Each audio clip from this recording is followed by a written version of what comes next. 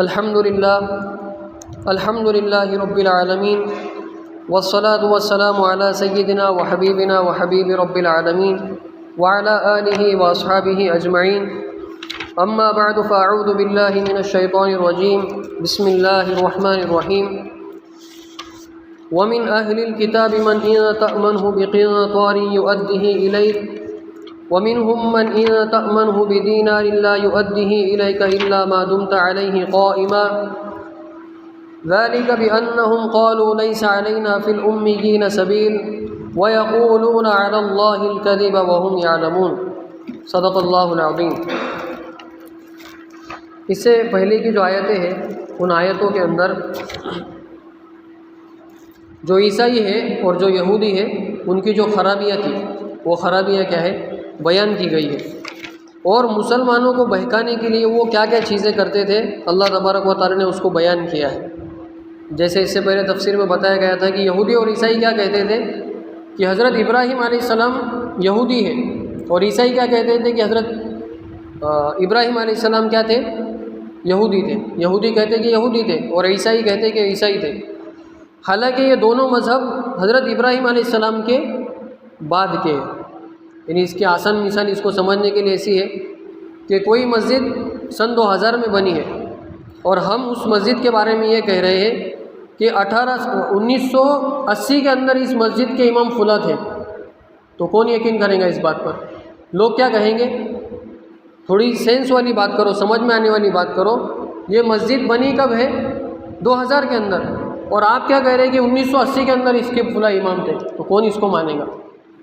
تو عیسائیت بھی حضرت ابراہیم علیہ السلام کی بعد کی چیز ہے، اور یہودیت بھی حضرت ابراہیم علیہ السلام کی بعد کی چیز ہے، لیکن یہ مسلمانوں کو بہکانے کے لیے یہودی اور عیسائی کیا کہتے تھے کہ حضرت ابراہیم علیہ السلام یہودی تھے، اور عیسائی کہتے کہ حضرت ابراہیم علیہ السلام عیسائی تھے۔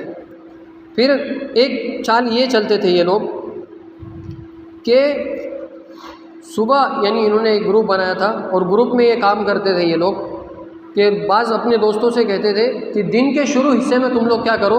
ایمان لے آؤ، یعنی اپنے آپ کو مسلمان ظاہر کرو اور اپنے آپ کو نبی صلی اللہ علیہ وسلم کا ماننے والا ظاہر کرو، اور جیسے ہی شام ہونے لگ جائے، شام کا وقت آ جائے، تو تم کیا کرو؟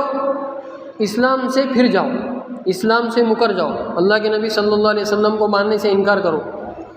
اب جب یہ لوگ ایسا کریں گے، یعنی دن کے شروع حصے میں ایمان لائیں گے اور دن کے آخر حصے میں ایمان سے پھر جائیں گے، تو مسلمانوں کے اندر ایک جذبہ پیدا ہوگا اور مسلمان یہ سوال پوچھیں گے کہ بھائی یہ تو پڑھے لکھے لوگ ہیں، ایسا کیوں کر رہے ہیں؟ تو اس کا جواب کیا دینا؟ یعنی تم اگر پھر جاؤ گے اور تم سے کوئی پوچھے کہ تم کیوں پھر گئے اسلام سے، تو اس کا جواب کیا دینا کہ اسلام کے اندر ہم کو کوئی خیر نہیں دکھی، اسلام کے اندر ہم کو کوئی بھلائی نہیں دکھی۔ تو یہ کیوں کر رہے تھے کہ مسلمانوں کو شک و شبہ میں ڈالے اور مسلمان کیا ہو جائے؟ بہک جائے۔ تو اللہ تبارک و تعالی نے یہاں پر ان کا جو عقیدہ تھا، ان کی جو سوچ تھی اور جو پلان تھا، تو اللہ تبارک و تعالی نے اس کی نشاندہی فرمائی۔ پھر اور ایک جو ان کا مرض تھا، اصل جو بیماری تھی، اصل جو مرض تھا، وہ کیا تھا کہ اللہ کے نبی صلی اللہ علیہ وسلم کو یہ، یعنی جو آخری نبی ہے، یہودی اور عیسائی اللہ کے نبی صلی اللہ علیہ وسلم کے جو آخری نبی ہے اس کے انتظار میں مدینہ میں آ کے رہنے لگے تھے، کیونکہ ان کے جو راہب ہے اور ان کے جو علماء ہیں انہوں نے کہا تھا کہ آخری نبی کہاں پر آئیں گے؟ مدینہ منورہ میں، اور ان کے ہی بادشاہوں نے رسول اللہ صلی اللہ علیہ وسلم کے لیے کئی سال پہلے گھر بنا کے مدینہ میں رکھا تھا۔ جو ہم کہتے ہیں کہ اللہ کے نبی صلی اللہ علیہ وسلم مکہ سے ہجرت فرما کر کدھر گئے؟ مدینہ منورہ، اور وہاں جا کر کس کے گھر پر رکے؟ حضرت ابو ایوب انصاری کے گھر پر۔ تو حضرت ابو ایوب انصاری کا گھر تو وہ ان کی ملکیت میں آیا تھا، لیکن وہ پرانے زمانے میں بادشاہ نے حضور صلی اللہ علیہ وسلم اس شہر میں آنے والے ہیں تو ان کے لیے ایک گھر بناتے ہیں، تو اس نے وہ گھر بنایا تھا۔ یعنی اللہ کے نبی صلی اللہ علیہ وسلم نے اونٹنی کو چھوڑ دیا تھا کہ جس کے گھر کے سامنے جا کر رکیں گی تو اسی کے گھر میں میں کیا کروں گا؟ رات بھر ٹھہروں گا۔ تو اللہ تبارک و تعالی نے پہلے سے انتظام فرما دیا تھا۔ تو حقیقت ظاہراً تو وہ حضرت ابو ایوب انصاری کے گھر میں رکے تھے، لیکن حقیقت میں وہ گھر کس کے لیے بنایا گیا تھا؟ اللہ کے نبی صلی اللہ علیہ وسلم کے لیے۔ تو یہ بھی ان کو پتہ تھا کہ اللہ کے نبی صلی اللہ علیہ وسلم مدینہ منورہ میں آئیں گے، لیکن جب ان کو پتہ چلا کہ اللہ کے نبی صلی اللہ علیہ وسلم کی پیدائش ہوئی ہے، لیکن یہ حضرت اسحاق علیہ السلام کے اولاد میں نہیں ہے، بلکہ حضرت کس کی اولاد میں؟ حضرت اسماعیل علیہ السلام کی اولاد میں. جیسے حضرت ابراہیم علیہ السلام کے 2 بیٹے تھے، ایک اسحاق علیہ السلام اور ایک اسماعیل علیہ السلام. تو اسحاق علیہ السلام میں ہزاروں نبی آئے. حضرت موسیٰ ہے، حضرت داؤد ہے، حضرت سلیمان ہے، اور حضرت ابراہیم ہے. اس کے بعد حضرت ابراہیم کے تو یہ بیٹے ہیں. تو جتنے نبی آئے تقریباً ہزاروں نبیوں کا سلسلہ جو چلا وہ کس میں چلا؟ حضرت اسحاق علیہ السلام کے اولاد میں چلا. حضرت یوسف علیہ السلام ہے. اسماعیل علیہ السلام کی طرف سے ایک بھی نبی اب تک نہیں آیا تھا. جب اللہ کے نبی صلی اللہ علیہ وسلم حضرت اسماعیل کے خاندان میں پیدا ہوئے تو ان کے اندر ایک جلن پیدا ہونے لگی اور حسد پیدا ہو گیا کہ اب تک تو نبی ہمارے خاندان میں آ رہے ہیں اور یہ اچانک سے اسماعیل علیہ السلام کے خاندان میں یہ کیسے آ گئے؟ تو اب انہوں نے کیا فیصلہ کر لیا؟ ہم ان کو نہیں مانیں گے. کیوں نہیں مانیں گے؟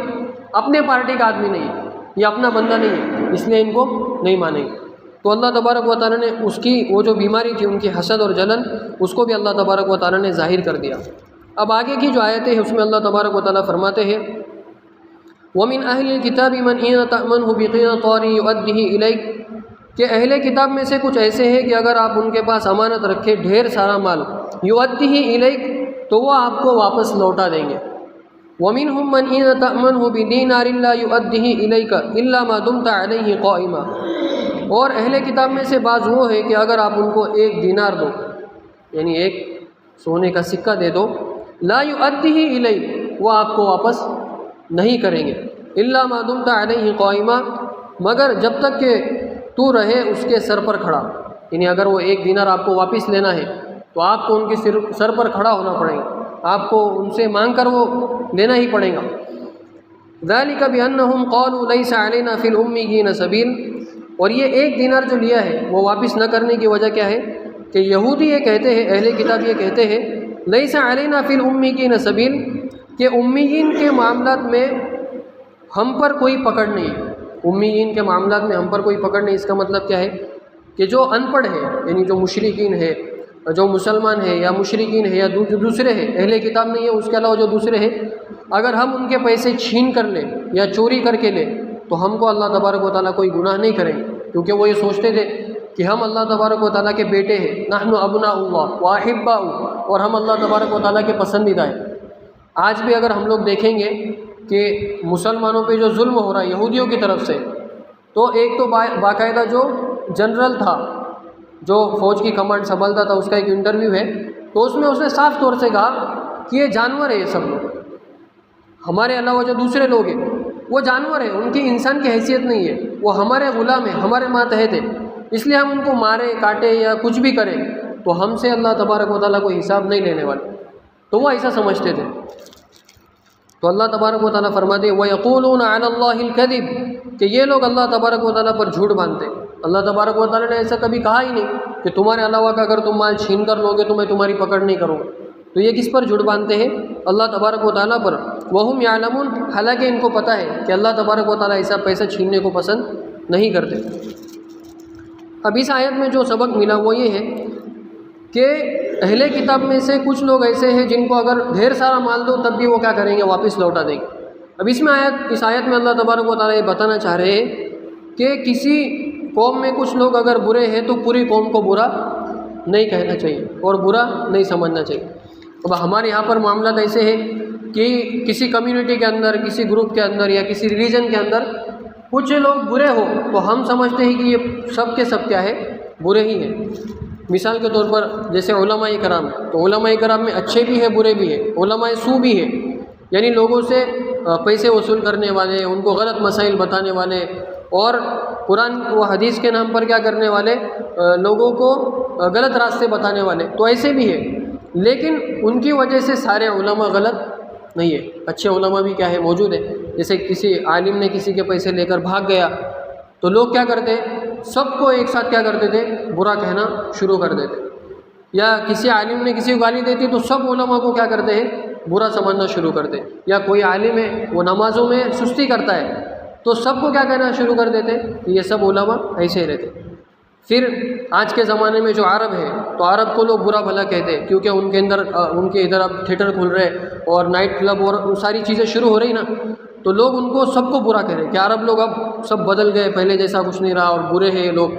حالانکہ اگر دیکھیں آپ وہاں پر جائیں گے تو نمازوں کے اندر دھاڑے مار مار کے رونے والے عرب بھی موجود ہیں، اور ایک ایک قرآن کئی چند دنوں کے اندر مکمل کرنے والے عرب بھی موجود ہیں، ہزاروں لوگوں کو روزانہ افطاری کرانے والے عرب بھی کیا ہے موجود ہیں۔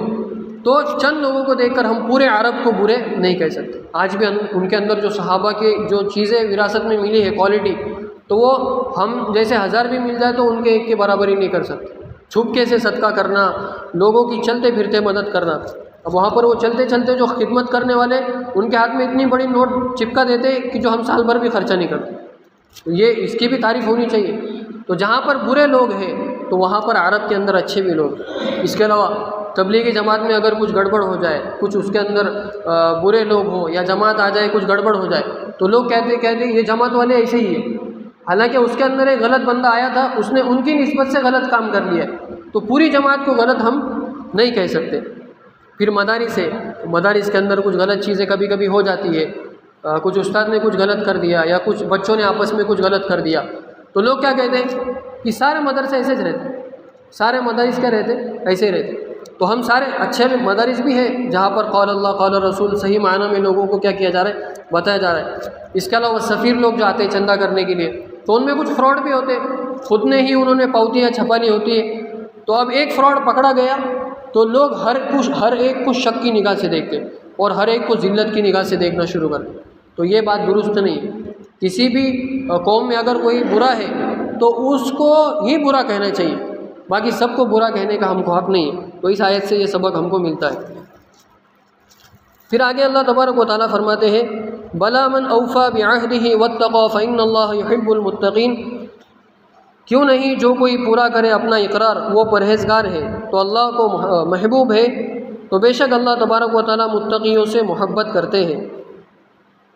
یعنی جو لوگ اللہ تبارک و تعالیٰ سے جو انہوں نے وعدہ کیا ہے وہ اپنے وعدے کو پورا کرے اور اللہ تبارک و تعالیٰ سے ڈرے، تو بے شک اللہ تبارک و تعالیٰ متقیوں کو پسند کرتے ہیں۔ اب یہاں پر ایک مسئلہ یہ بھی بتایا گیا کہ اسلام کے اندر تنگ نظری نہیں ہے۔ یہ تنگ نظری کا مطلب کیا ہے کہ اسلام دوسرے مذہب کے اندر کوئی خوبی نظر آئے تو اس کو برائی کے آڑ میں دبا کر یہ نہیں کہتا کہ یہ پورا مذہب غلط ہے، بلکہ اس کے اچھائی کی کیا کرتا ہے، تعریف کرتا ہے۔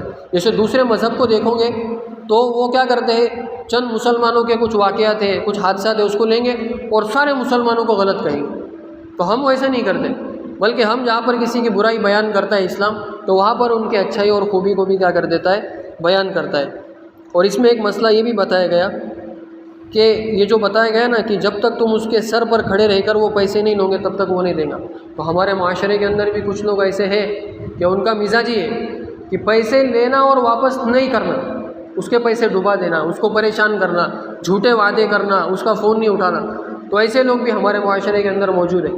تو ایسے لوگوں کا علاج ایک ہی ہے کہ اس کے سر پر کھڑے رہو، اس کے سر پر کیا کرنا چاہیے، جا کے کھڑا رہنا چاہیے، ورنہ شریفانہ انداز سے وہ لوگ ہاتھ میں نہیں آتے۔ پیسے کیا نکالیں گے، وہ جیب میں ہاتھ بھی نہیں ڈالیں گے، تو ان کے لیے کیا بننا پڑتا ہے، ان کے سر پر کھڑا رہنا پڑتا ہے، جب ہی جا کر وہ کیا کرتے ہیں، پیسے دے دیں۔ ہاں اگر ہم کو پتہ ہے واقعتاً کوئی مجبور ہے تو الگ بات ہے، لیکن کچھ لوگوں نے یہ اپنا دھندا بنا لیا، پیسے لو میٹھی بات کر کے اور واپس مت کرو۔ ان الذین یشترون بعہد اللہ، کہ بے شک وہ لوگ جنہوں نے بیچ دیا اللہ تبارک و تعالیٰ کے عہد کو، وایمانہم اور اپنی قسموں کو، ثمنا قلیلا تھوڑے سے پیسے کے عوض، اولئک لا خلاق لہم فی الآخرۃ، تو ان کا کچھ حصہ نہیں ہے آخرت میں، ولا یکلمہم اللہ، اور نہ اللہ تبارک و تعالیٰ ان سے بات کریں گے، ولا ینظر الیہم یوم القیامہ، اور نہ قیامت کے دن ان کی طرف دیکھیں گے، ولا یزکیہم، اور نہ ان کو پاک کریں گے، ولہم عذاب علیم، اور ان کے لیے دردناک عذاب ہوگا۔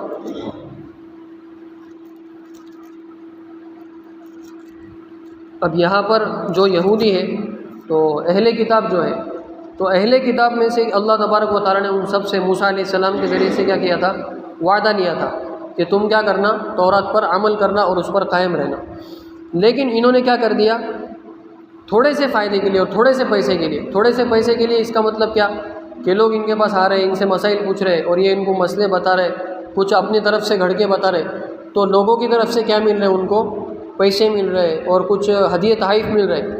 تو وہ اگر اللہ کے نبی کو مان لیں گے تو عام آدمی بن جائیں گے، حضور کے شاگرد بن جائیں گے، تو جو ان کی عزت اور مقام ہے وہ باقی نہیں رہے گا۔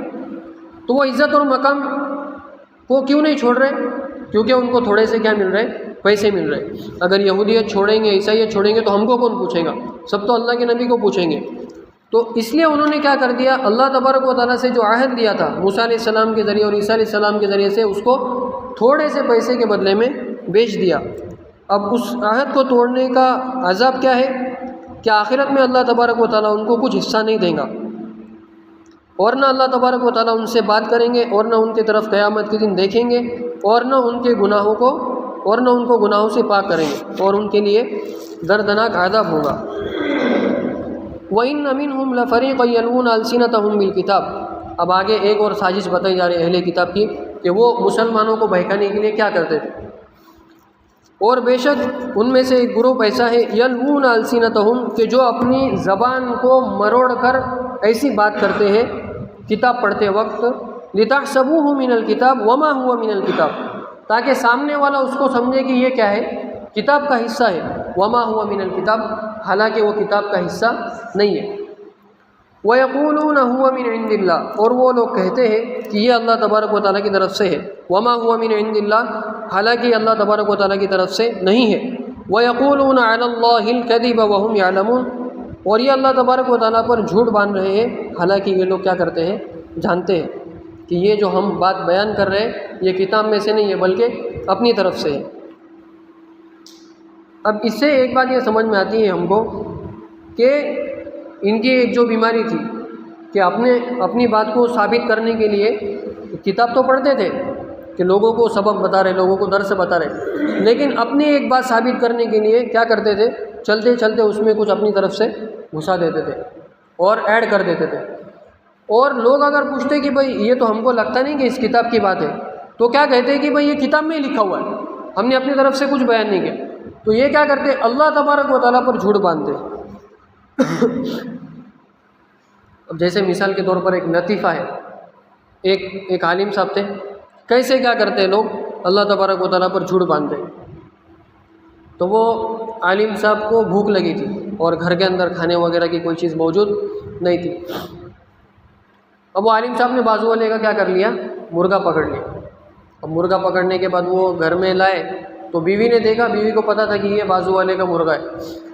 تو بیوی نے کہا کہ آپ تو صبح شام لوگوں کو چوری سے منع کرتے ہیں، جھوٹ سے منع کرتے ہیں، اور اتنی اچھی تعلیمات دیتے ہیں، اور آپ نے کیا کر لیا، دوسرے کا مرغا چوری کر لیا۔ تو انہوں نے کیا کہا کہ میں مرغا نہیں کھاؤں گا بلکہ مرغے کا جو سالن اور شوربہ بنے گا وہ کھاؤں گا۔ کیا کہا، اب یہ کیسا گھما رہے دیکھو، مرغے کا کیا کھاؤں گا، سالن اور شوربہ کھاؤں گا۔ تو اب بیوی نے کہا ٹھیک ہے، اب کون کیا کہے۔ تو انہوں نے کیا کر دیا، بیوی وہ کاٹ کے وہ بیوی کے ہاتھ میں دے دیا۔ اب بیوی نے کیا کر دیا، سالن وغیرہ اس کا بنا دیا۔ اب سالن بنانے کے بعد کیا کر رہی بیوی، وہ پروس رہی ہے اور وہ دے رہی ہے۔ اب دیتے وقت کیا ہوا کہ بیوی نے جو پلی تھی، وہ جو لینے کی چیز ہے، اس سے کیا کر رہی وہ گوشت کو پکڑ رہی ہے ایسا، اور سالن کو نیچے آنے دے رہی کہ سالن ہی کھانا ہے حضرت کو تو میں سالن نہیں دیتی ہوں، گوشت نہیں کھانا تو گوشت کیوں دوں، اور گوشت جو ہے تو یہ حرام کا ہے، چوری کا ہے۔ تو انہوں نے وہ کیا کہا عالم صاحب نے کہ یہ کیا کر رہی ہوں، یہ کیا کر رہی ہوں۔ تو بیوی نے کہا کہ آپ نے تو کہا کہ میں گوشت نہیں کھاؤں گا، صرف شوربہ اور سالن کھاؤں گا۔ تو انہوں نے کیا کہا کہ سالن اور شوربہ تو ڈالو ٹھیک ہے، لیکن جو خود سے آ رہا ہے وہ اللہ تعالیٰ کی طرف سے ہے، اس کو منع مت کرو۔ کیا کہا، جو خود سے آ رہا ہے وہ اللہ تعالیٰ کی طرف سے ہے، اس کو منع مت کرو، بولے اس کو آنے دو بولے۔ تو 3-4 بوٹیاں برکت سے کیا ہو گئی، پلیٹ کے اندر آ گئی، اور انہوں نے کیا کر لیا، وہ کھا لیا۔ اب ان کو بھی پتہ ہے چوری کا شوربہ بھی جائز نہیں ہے اور مرغا بھی جائز نہیں ہے، لیکن انہوں نے بہکا کے کیا کر دیا، بیوی کو پہلے چکما دے دیا، اور بیوی نے جب اگلی مرتبہ پکڑا تو پھر کیا کر دیا، اللہ کا نام لے لیا۔ وہ کس کی طرف سے آ رہا ہے، وہ اوپر سے بولے، وہ اللہ تعالیٰ کی طرف سے، تو وہ آنے دو بولے۔ تو ویسے انہوں نے کیا کر لیا، شوربہ بھی کھایا اور گوشت بھی کھایا۔ تو یعنی یہ حرام ہے، لیکن انہوں نے اس کو چالاکی سے کیا کر دیا، وقتی طور پہ حلال کر دیا۔ تو یہ لوگ بھی کیا کرتے تھے، زبان کو مروڑتے تھے اپنی، اور الٹی سیدھی ایسی بات کرتے تھے جس سے لوگوں کو لگے کہ ہاں یہودیت ہی سچ ہے اور عیسائیت ہی سچ ہے، حالانکہ وہ کہیں پر کتاب میں نہیں لکھا ہوا ہے۔ پھر آگے اللہ تبارک و تعالیٰ فرماتے ہیں عیسائیوں کو یہ بات کہی گئی کہ عیسائیوں نے کیا کر دیا، حضرت عیسیٰ علیہ السلام کو اللہ کا بیٹا کہا۔ اب اللہ تبارک و تعالیٰ یہ کہہ رہے لوگوں سے، ما کان لبشر ان یؤتیہ اللہ الکتاب والحکم والنبوہ، کسی بشر کے لیے بات مناسب نہیں کہ اللہ تبارک و تعالیٰ اس کو کتاب دے، والحکم اور حکمت دے، والنبوۃ اور پیغمبر بنائے، ثم یقول للناس پھر وہ لوگوں سے کہتا پھرے، یعنی اللہ تبارک و تعالیٰ نے اس کو کتاب دی، حکمت دی اور نبی بنایا، پھر وہ لوگوں سے کیا کہہ رہے، کونوا عبادا لی من دون اللہ، کہ تم میرے بندے بن جاؤ اللہ کو چھوڑ کر۔ یعنی کوئی کر سکتا ہے یہ چیز کہ وہ کیا کہہ رہا ہے، یعنی جس کو نبی بھی بنایا، کتاب بھی دی اور حکمت بھی دی، وہ لوگوں کو کیا کہہ رہا ہے، اب حکمت اور کتاب اور نبی کی دعوت کیا ہے کہ اللہ کو مانو، لیکن کیا کوئی نبی ایسا کر سکتا ہے کہ تم اللہ کو چھوڑو اور مجھے ماننا شروع کر دو، کونوا عبادا لی من دون اللہ، کہ تم میرے بندے بن جاؤ اللہ کو چھوڑ کر، ولیکن کونوا، لیکن نبیوں نے کیا دعوت دی، کونوا ربانیین، کہ تم رب والے بن جاؤ، ہم کو راستے سے ہٹا دو، ہم پر ایمان لاؤ، لیکن باتیں ہم جو بیان کر رہے ہیں وہ کس کی، اللہ کی ہے، تو اس کو مانو، ولیکن کونوا ربانیین، لیکن تم رب والے بن جاؤ، بما کنتم تعلمون الکتاب، جیسے کہ تم سکھلاتے تھے کتاب، یعنی اللہ کے نبی سے پہلے یہ لوگ لوگوں کو بتاتے تھے کہ حضرت موسیٰ علیہ السلام اللہ کے نبی ہیں، ان کی بات مانو، اللہ کی طرف سے بھیجائے، لیکن اب کیا شروع کر دیا کہ حضرت عیسائیوں نے کیا شروع کر دیا کہ حضرت عیسیٰ ہی کیا ہے، اللہ تبارک و تعالیٰ ہے، جیسا کہ تم لوگ سکھاتے تھے کتاب میں، وَبِمَا كُنْتُمْ تَدْرُسُونَ، اور جیسے کہ تم بھی جیسے کہ پڑھا کرتے تھے، یعنی تم بھی خود کتاب میں یہ پڑھا کرتے تھے کہ اللہ تبارک و تعالیٰ کی بات ماننا ہے، حضرت موسیٰ اور عیسیٰ یہ پیغام پہنچانے والے ہیں، یہ رب نہیں ہے۔ وَلَا يَأْمُرَكُمْ أَن تَتَّخِذُوا الْمَلَائِكَةَ وَالنَّبِيِّينَ أَرْبَابًا، اور نہ نبیوں نے تم کو یہ حکم دیا ہے کہ تم فرشتوں کو اور نبیوں کو رب بناؤ۔ کس کو رب بناؤ؟ فرشتوں، یعنی اللہ کو چھوڑ دو اور فرشتوں کو اور نبیوں کو رب بناؤ، کیونکہ مشرکین جیسے عیسائی حضرت عیسیٰ علیہ السلام کو رب مانتے تھے، اور نصارہ حضرت عزیر علیہ السلام کو رب اللہ کا بیٹا مانتے تھے، اور ویسے ہی مشرکین جو فرشتے ہیں ان کو اللہ کی بیٹیاں بناتے تھے کہ یہ کیا ہے، اللہ تبارک و تعالیٰ کی بیٹیاں ہیں۔ تو نبیوں نے یہ بھی نہیں کہا کہ تم کیا کرو، فرشتوں کو اور نبیوں کو رب بنا لو۔ اَيَأْمُرُكُم بِالْكُفْرِ بَعْدَ إِذْ أَنْتُم مُّسْلِمُونَ، کیا نبی اس بات کا حکم دیں گے کہ تم کفر کرو، بعد اذ انتم مسلمون، بعد اس بات کے کہ وہ تم کو کیا کر رہے، تم مسلمان ہو چکے ہو، یعنی نبی ہی تم کو اپنی محنت سے اور اپنی دعوت سے مسلمان بنا رہے، تو کیا مسلمان بنانے کے بعد پھر نبی یہ حکم دیں گا کہ تم کفر کرو؟ تو ایسا نہیں ہو سکتا۔ تو اللہ تبارک و تعالیٰ نے ان آیات میں بھی یہی باتیں بتائی ہے کہ یہودی اور نصرانی کیا کر رہے، الگ الگ چال کے ذریعے سے مسلمانوں کو بہکانے کی کوشش کر رہے، کبھی نبی پر الزام لگا کے کر رہے، کبھی زبان کو مروڑ کر رہے، لیکن ان کی باتوں میں آنے کی ضرورت نہیں ہے، بلکہ یہ صاف صاف کیا کر رہے، اللہ تبارک و تعالیٰ پر جھوٹ باندھ رہے۔ اس لیے تم کو رسول اللہ صلی اللہ علیہ وسلم نے جو باتیں بتائی اس پر عمل کرنا چاہیے، اور ان کی باتوں سے 100% کیا کرنا چاہیے، بچنا چاہیے۔